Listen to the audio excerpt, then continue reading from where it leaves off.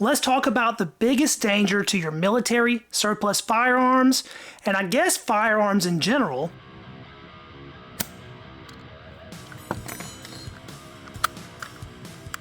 What's up guys, Readiness Reviews here with you again, and this M91 24 Carcano carbine has a bullet stuck in the barrel. And of course that's because I encountered a squib load while shooting this rifle. But you might ask, what exactly is a squib load? A squib is a bullet that gets stuck in the barrel of a gun instead of exiting the barrel as it should when fired. These stuck rounds are extremely dangerous for both firearms and the shooter behind the gun, because if they happen to go unnoticed and you fire another round behind that stuck one, your gun has now become a bomb. We can see that demonstrated in these couple short clips. In these cases, unbeknownst to the shooter, there's already a bullet in the barrel of their firearm, and they fire another bullet behind that, and the gun goes boom. Luckily, I didn't encounter a catastrophic event like that with my rifle, because I noticed something wasn't quite right when I pulled the trigger, but it doesn't change the fact that it happened, and now my Carcano is down for the count. Let's take a quick look here at the footage of my specific squib event. It was a day of 6.5 Carcano shooting. We were out at the range testing Milsurp Munitions' newest ammo before it was available for purchase. This batch was particularly interesting because it was using their .268 projectile, which in theory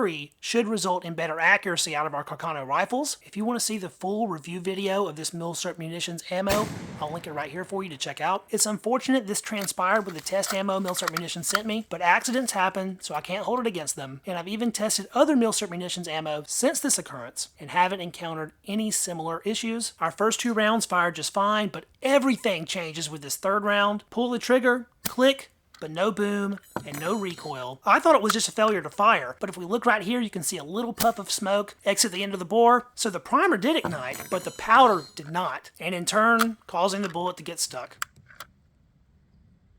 Holy, what the hell? That was a squib load. The primer went off. Look at this powder. Look at that. Unburnt powder. Almost the whole charge didn't burn. I'm looking down the bore. Of course, the action's open. It's a safe rifle, and I cannot see daylight. A squib load is the biggest danger to a military surplus firearm. If I wouldn't have noticed that something wasn't right when I pulled the trigger and put another round in behind this one, this gun would have completely exploded. I knew going into it that I was taking a risk testing that ammo. It was a very early pre-production run, and they were still ironing out the issues. There are several causes of squib loads, the most common of which is a round of ammunition that's been loaded with too little powder or no powder at all. This is most commonly encountered with hand-loaded ammunition, but it does happen with factory ammo from time to time. For whatever reason, a particular cartridge doesn't get the proper load of powder. You load your firearm, squeeze the trigger, the firing pin hits the primer goes off, giving that bullet enough energy to exit the case and enter the barrel, but lacking the energy to actually push the bullet out of the barrel. That's the most common scenario, but squibs can also be encountered by firing bullets that are too big for the bore. That's also usually from incorrectly hand-loaded ammunition. In the case of my particular rifle though, it was a really odd malfunction. The case was completely full of powder just like it should be, and the primer went off just fine, but the powder did not ignite. And in going back and forth with Milsurp Munitions, we've narrowed that down to too much case lube. When a cartridge case is being resized for reloading, it's very common to lubricate it. And in the case of this one specific round, for whatever reason, there was way too much lubrication used, causing the powder in that round to get wet, cake up, and not ignite. Squib loads are no joke. As I alluded to earlier, they are probably the biggest danger to both firearms and shooters. It is extremely important that if you're ever shooting a gun, you pull the trigger and it doesn't sound quite right, it doesn't feel quite right, that you stop right there and inspect your rifle or pistol and make sure that there is no bore obstruction. Failure to do so can spell disaster. I'm 34 years old,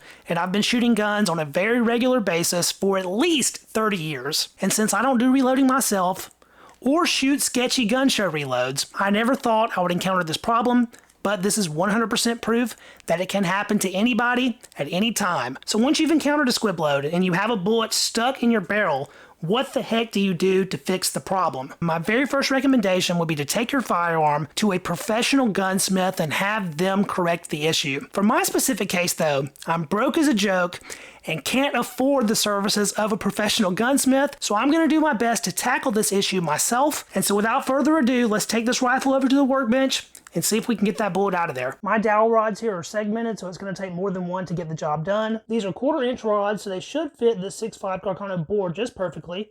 So we go in with the first one, and then follow that up with the second one, and we bottom out right there. Now that that's inserted, I have my rubber mallet here. We will gently and repeatedly tap on this dowel until the bullet is dislodged from the other side.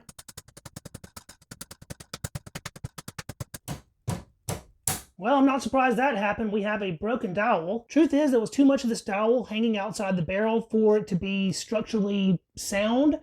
So I'm actually going to shorten it a bit here by making a score with my pocket knife and then just simply snapping it. Now that we're using a shorter run of dowel rod, it should be more rigid. Let's give this a try once again. And another broken dowel. I guess what we want to do here is have the least amount of rod hanging out as possible. So I will bottom this one out and make a little score here with my knife, and that'll give us about 1 inch hanging off the end. And we'll go back in for another try here. I had a far better position to film from earlier, but it just wasn't getting the job done. So I've decided to let gravity work for us and stand everything up and give it another shot. So we have just the smallest amount of dowel sticking out here. You know what they say about hammers, don't hit harder, just use a bigger one. So I've upgraded to a 2-pound mallet here. Well, things are definitely compressing in there. I don't want to lose this dowel, so I'm going to try to pull it out and replace it with a longer one. Now we got some more room to play with. And another broken one. Snapped another one. But we still have a good bit sticking out from this one. Man, this sucks. These little pieces of dowel rod just are not doing the job. This is a great way to ruin your muzzle, but I'm going to try to be extra careful. Now that I have the bore plugged with a piece of wood, I'm going to go in behind that with a steel punch to see if that'll give us the oomph we need to knock everything out. Trying to keep this punch on wood only. I keep checking it periodically here to make sure it is only pounding into the wood. The punch is actually boring a little tunnel. Well, maybe we're making a little bit of progress because we just knocked out a leftover clot of our unburned powder. And for the first time, I can very clearly see the end of the bullet. So these wooden dowels have proven to be an absolute disaster. Even though these are supposedly hardwood dowels, walnut even, they are just crumbling and breaking and have been pretty much useless. So I've decided to upgrade materials a little bit and try out these brass rods. These are 1/4 inch rods, and these wooden dowels were supposed to be 1/4 inch also, but these brass ones are clearly a larger diameter. They are 8-inch rods, which I think is a little bit too long. So I've taken my jeweler's saw and cut one down to maybe 3.5 inches. So let's give this another shot and see if we have any better results. This is basically my last ditch effort. If this doesn't work out, I suppose we'll have to go to a gunsmith. All this pounding is eating my mallet up. I should probably be putting a wooden block between the mallet and the punch. Even brass is failing to get the job done. Look at how this rod is deforming. Despite me cutting it shorter for better rigidity, brass is still just too flexible to get this job done. I'll give it some more good wax though, just in case.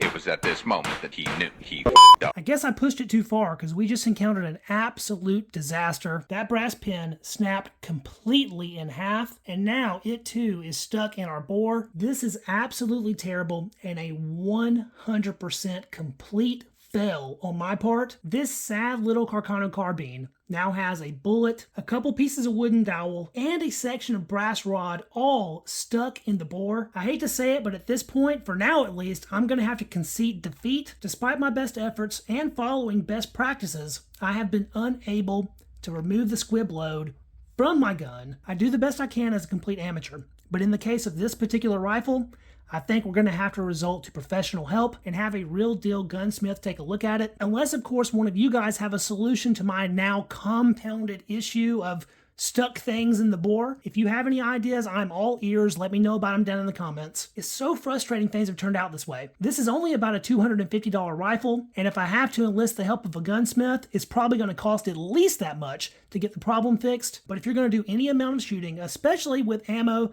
that's a bit more sketchy, squib loads will always be a possible issue. And I'm just lucky that no one suffered any serious injuries with this one, and that the gun itself didn't explode. Yes, it's going to be a pain to fix, but I still have no doubt that this firearm can be repaired and put back on the range. Man, I know this video was a flop, and I want to apologize to you guys for that. If you enjoyed it though, don't forget to hit the thumbs up, subscribe to the channel so you don't miss any of my future military surplus firearms content, hopefully with more positive results in the future. We will revisit this rifle in the future because I'm not going to let its current condition be its fate. I will catch you guys in the next video. See you then. Peace.